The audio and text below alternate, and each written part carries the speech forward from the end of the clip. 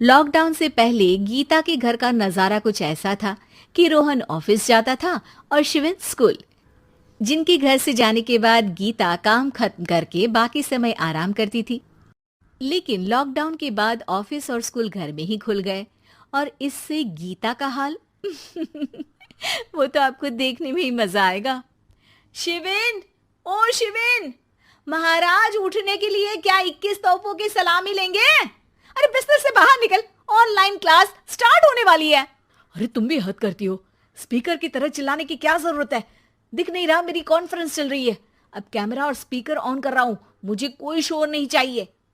इस पर जैसे ही रोहन लैपटॉप का कैमरा और स्पीकर ऑन करता है, तभी कुकर की सीटी बजती है। करा लो अब इसे चुप। लॉकडाउन नहीं हुआ, मेरी मौत का फरमान जारी हो गया। दोनों बाप बेटे ने नाक में दम किया हुआ है। ऐसा बोलकर गीता वहां से शिविन के कमरे में पहुंच जाती है, जहां शिविन अभी भी सो रहा होता है।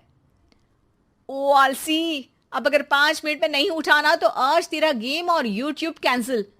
माँ की बात सुनकर शिविन बिना 1 मिनट गंवाए उठ खड़ा होता है।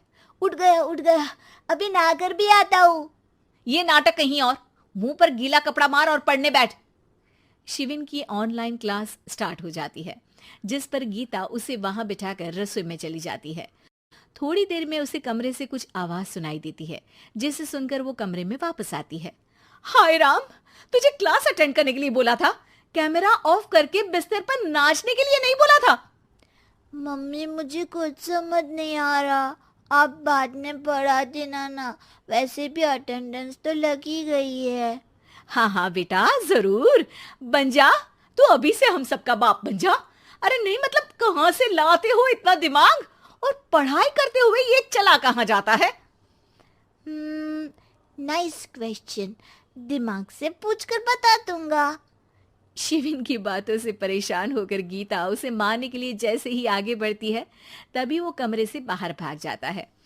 अब शिविन आगे आगे और गीता हाथ में चप्पल पकड़े उसके पीछे पीछे पूरे घर में दोनों घूम रहे होते हैं। इसी बीच वो रोहन के पास पहुंच जाता है और शिविन को मारने वाली चप्पल रोहन के लैपटॉप पर जाकर गिरती है। ओए माँ! मम्मी, अब पापा को चप्पल मार रही हो? वो आज तक के रिपोर्टर, चुपचाप जाकर क्लास अटेंड कर ले, नहीं तो अगली तेरे पीछे लगेगी। इस पर शिविन वहां से चला जाता है, जिसके बाद रोहन गीता से कहता है, इस सर्कस के लिए कुछ बोलना चाहोगी?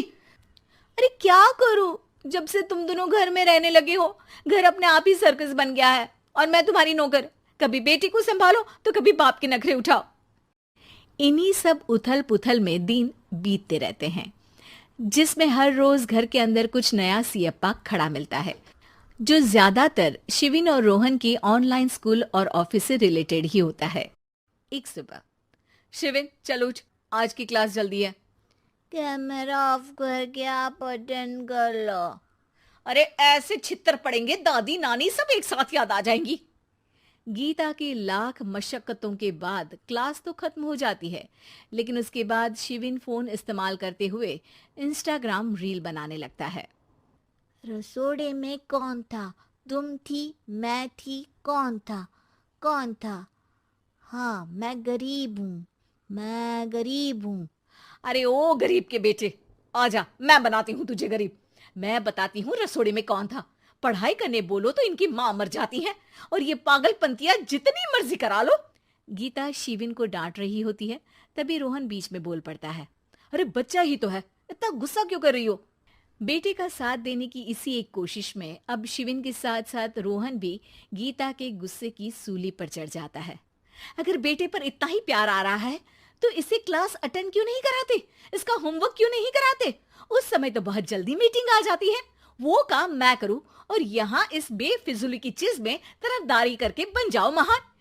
हे भगवान, कोई तो इनके ऑफिस और स्कूल खुलवाओ, मैं इन्हें और घर में नहीं सह सकती। अरे कुछ और मांग लेती, क्योंकि तुम्हारी ये विश इस साल तो पूरी होने से रही, कोरोना। हाय नास पिटे ने जिंदगी ही बर्बाद कर दी। खाए कोई पचाए कोई, कल मुझे चुन चुन कर सबको मेरी बद्दुआ लगेगी। उन्होंने दुनिया का और इन बाप बेटे दोनों ने मेरा जीना मुश्किल कर दिया। गीता वहां से चली जाती है, जिसके बाद रोहन शिविन से कहता है, अरे तुम्हारी मम्मी इतनी भड़की हुई क्यों है? आपकी वजह से पूरा समय घर में रहते हो और उस पर कोई काम कराने की जगह बस ऑर्डर देते रहते हो। अच्छा बेटे, सारा इल्जाम मुझ पर? पूरा दिन तो वो तुम पर ही चिल्लाती है। हाँ, मतलब दोनों का 50-50 है, कुछ करना पड़ेगा। वो कहते ना, make the best out of worst. I have an idea.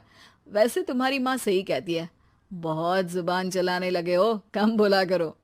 अगली सुबह रोहन और शिविन अपनी गलती को सुधारने के लिए गीता के उठने से पहले घर का आधा काम खत्म कर देते हैं, जिसे देखकर गीता खुश हो जाती है और फिर बाकी बचा काम वो तीनों मिलकर पूरा कर लेते हैं। जिसके बाद अब वो सब मिल बांट कर हर काम में एक दूसरे की मदद करते हुए लॉकडाउन का मजा लेने लगते हैं।